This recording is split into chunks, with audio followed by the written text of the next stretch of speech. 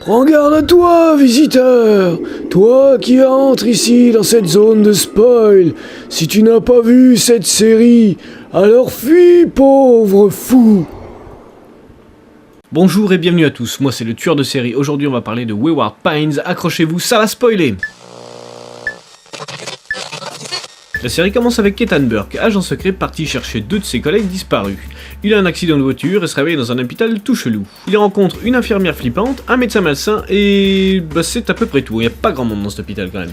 Ethan se tire donc de l'hosto pour essayer de téléphoner à sa femme ou à son bureau, mais quoi qu'il fasse, c'est une secrétaire désagréable qui lui répond. Il se balade dans la charmante ville de Wayward Pines, mais chaque personne qu'il croise est plus mystérieuse qu'un vieux dans une histoire de Perceval. Il pète un plomb, le médecin veut lui faire une petite opération du cerveau, mais Burke, il est pas trop d'accord, hein. Il finit quand même par rencontrer une serveuse sympa, mais elle se fait égorger parce qu'elle essaye de s'enfuir avec lui. Ah oui c'est vrai, je vous ai pas dit, il y a 3 règles en vigueur à Wayward Pines, à savoir... On n'essaie pas de quitter Wayward Pines. On ne parle pas du passé et on répond toujours au téléphone. Si vous ne respectez pas ces 3 règles, le shérif vous égorge sur la place publique. En plus de ça, la ville est entourée d'une immense clôture électrique et chaque personne y vivant a une puce GPS implantée dans le corps. Sympa, non? Pendant ce temps-là, dans le monde réel... La femme et le fils de Burke se lancent à sa recherche, parce que ça commence à faire un bail qu'il est parti et que ses copains agents secrets sont pas très loquaces. Le shérif sabote la voiture de madame et de fiston Burke et ils se retrouvent coincés à Wayward Pines à leur tour après avoir eu un accident de voiture. Oui, encore. Les routes sont dangereuses dans le coin. Notre héros commence vraiment à en avoir plein le cul, en plus il y a même pas internet dans ce bled paumé et il tente encore de s'enfuir avec sa famille. Seulement pas de bol, le shérif les chope, ils se battent, mais comme chez les Burke c'est tous des déglingos, son fils écrase le shérif avec leur bagnole. Et du coup Burke devient shérif à la place du shérif. L'ami Ethan, fier de ses nouvelles fonctions, part faire de la rando et accessoirement tenter de voir ce qu'il y a de l'autre côté de la clôture. Il tombe nez à nez avec des bestioles peu amicales, le médecin lui sauve la vie et lui dit toute la vérité. Et là, attention, twist à Saint-Tropez, papapam. En fait, ils sont en l'an 4000 et Wayward Pines est le dernier bastion de l'espèce humaine. Les hommes ont mutant monstrueux gris et assoiffés de sang appelés les abysses et la terre est entre leurs mains. Le médecin malsain, alias David Pincher, avait flairé le coup de Trafalgar et a créé cette sorte d'arche qu'est Wayward Pines et y a cryogénisé des gens qu'il avait choisis. Une équipe de volontaires surveille tout ça et s'occupe de la logistique.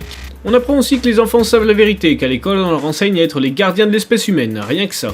Suite à toutes ces révélations, Burke dit à Pincher « Mais pourquoi on dit pas tout aux habitants, ils arrêteraient d'essayer de se tirer ?» Et Pincher lui dit « Bah j'ai essayé sur le groupe de survivants précédents, mais ça leur a foutu le cafard, ils se sont tous suicidés. » Alors Burke il dit « Ah bah merde !» Bon du coup, Burke décide quand même de jouer le jeu, mais comme il a pas mal foutu le bordel avant, les gens commencent à se révolter. Un groupe de terroristes finit par faire péter la barrière qui les sépare des méchantes bébêtes, Burke sauve le coup de justesse. Pincher et ses partisans poussent notre nouveau shérif à égorger les insurgés, mais bon, lui il a quand même pas bien envie. Mais comme Burke c'est un super malin, il monte un coup fourré et fait croire qu'il va faire une exécution publique, mais en fait il dit la vérité à tout le monde. Bien évidemment, Pincher est pas content, il joue les dictateurs et il coupe le courant. Les abysses arrivent en ville, les gens changent de trottoir, bagarre, tout le monde va chez Pincher pour lui niquer sa race et remettre le courant.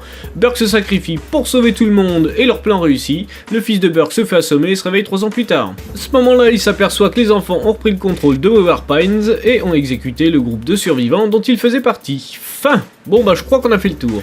Personnellement j'ai trouvé cette série assez originale, affichant des couleurs blafardes me faisant presque penser à Silent Hill par moments, les deux parties bien distinctes du scénario passant du suspense oppressant à la science-fiction dystopique teintée d'horreur, le tout en une seule saison donne une belle leçon à des Under the Dome ou autres Lost. Là où ces deux autres exemples s'embourbent saison après saison dans le mystère et se fermant une à une les portes d'une explication plausible, Wayward Pines ne traîne pas en longueur.